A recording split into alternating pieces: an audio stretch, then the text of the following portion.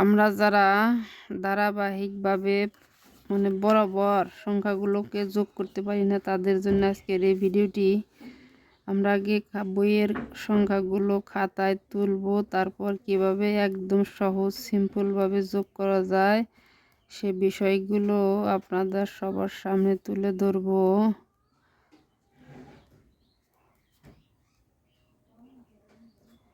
যাই হোক, যদি আমাদের ভিডিওগুলো একটু আপনাদের কাজে লাগে, নিশ্চয়ই চ্যানেলটি সাবস্ক্রাইব করে রাখবেন। সাবস্ক্রাইব করে রাখলে আমরা পরবর্তী ভিডিও করার আশা পাই। যাই হোক, প্রথমে আমরা সবসময় আমরা বাম পাশে আর ডান পাশে এককের ঘর চিনব। এককের ঘরে সবগুলো সংখ্যার উপরে এভাবে দাগ দেব। এখানে এখানে একক, এখানে একক, এখানে একক, এখানে একক। তাহলে সব এককগুলো আগে যোগ করব।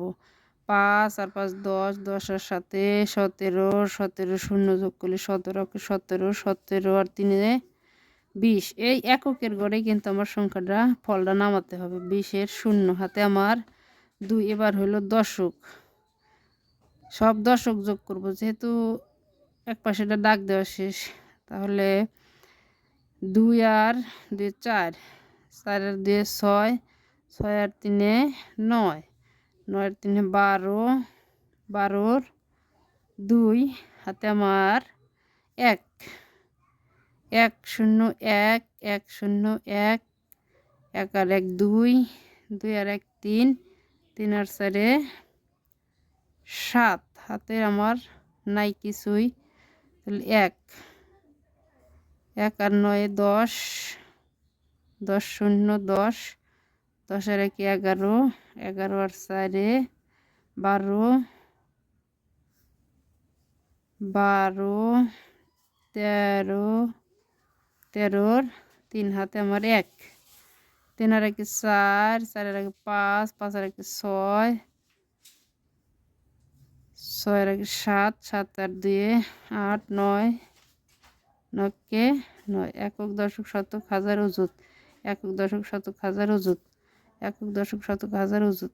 আমার ফলও কিন্তু অযুতের বেশি হবে না। আর আমি এককের ঘর একটা একটা করে, এই যোগটার মূল থিম হচ্ছে ডান পাশে এককের ঘর ঠিক রাখবেন। প্রত্যেকটা সংখ্যা একাই সংখ্যার অঙ্কগুলো মিলে যাবে, আর কোনো কিছু দরকার নেই। এককের ঘরে যে কী কী আছে, 5 আছে, 5 আছে, 7 আছে, 0 আছে, 3 আছে। এককের ঘর শেষ। এখন দশকের ঘর, দশকের ঘর সবগুলোর দশকের ঘর যখন শেষ হবে, তখন আবার শতকের ঘর, এই যে শতকের ঘর। এরকমভাবে যখন আমাদের সবগুলো সংখ্যা যোগ করা শেষ হবে, তখন আমরা এটাকে একদম হাজারের ঘর, আর কিছুই না।